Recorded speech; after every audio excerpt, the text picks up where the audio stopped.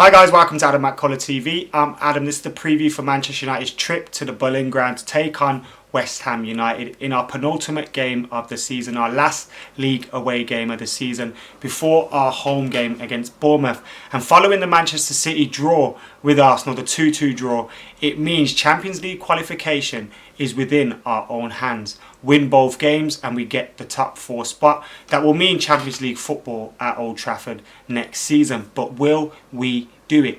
In case you haven't heard in the media over the last couple of weeks, it is the last game at West Ham's Upton Park or the Boleyn Ground, whatever you want to call it. And it's the last game there, and that makes me very, very nervous. The occasion, the fans will be up for it. The players you'd expect will be up for it. They'll want to go out with a bang at their ground. And I think it just makes me really nervous. Also, they're playing to keep up their hopes of a Europa League spot for next season, and of course Europa League football at the Olympic ground, which I'm sure they'd want in their first season there. Slaven Bilic is a great manager. He has their team well organised and they can get goals. We know all about their players, and Payet is a fantastic one at that.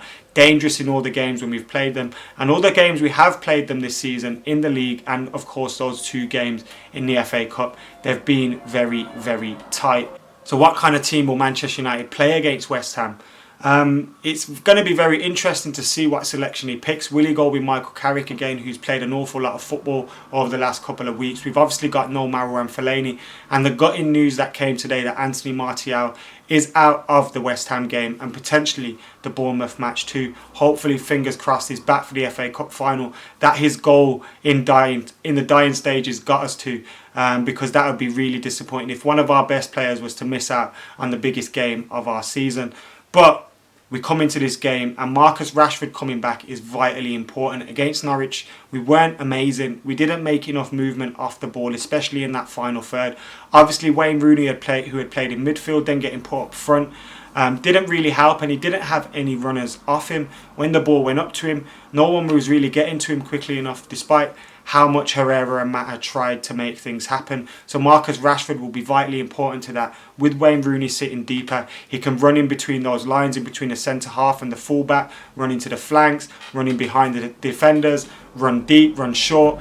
So it's great to see him back into the squad and back into the team, and it's crazy how much that we rely on these 2 young players, Martial and Rashford. In terms of Memphis, I know he had a bad game against Norwich, but maybe Martial's injury can be a blessing in disguise for him if he keeps his spot in that team. What kind of 11 would I play against West Ham? I'd go with obvious David De Gea in goal. Valencia, who's done fantastically well at full-back since returning at right-back. Left-back, I'd go with Cameron Borthwick-Jackson. I thought he threw in some excellent balls into the box when he came on against Norwich. And we haven't really had anyone that can consistently cross a good ball into the box. Obviously, defensively, there's not much difference. I think he's probably better defensively than Marcus Rojo has been recently as well. Marcus Rojo has been poor, so I'd go with Cameron Borthwick-Jackson at full-back, and then obviously Smalling and Blind returning at centre-half. In the midfield, I'd go with one that I've been asking for weeks, Schneiderlin, Herrera and Wayne Rooney as that midfield 3, with Memphis and Mata and Marcus Rashford as the front 3. That's the team I'd go with. I hope we see that. Obviously, there's the options like Lingard that could potentially play instead of Memphis, but I hope Memphis keeps his spot. Had a bad time against Norwich. He's lacking a lot of confidence, but we just need to keep him in the team, I think. Let him get some games under his belt. Let him get some confidence as well. I'd love for him to score a goal. That free kick at the end of the game against Norwich, I was wishing that went in. It was really close as well. And if that had gone in, that probably gives him the confidence to kick on a little bit, because he really is lacking that confidence at the moment. Big game against West Ham though. We know who their threats are, and we'll need to be up for it. If we play anything like we did against Norwich City, then we're not going to get the 3 points. Of course, a draw doesn't mean our top 4 hopes are all over.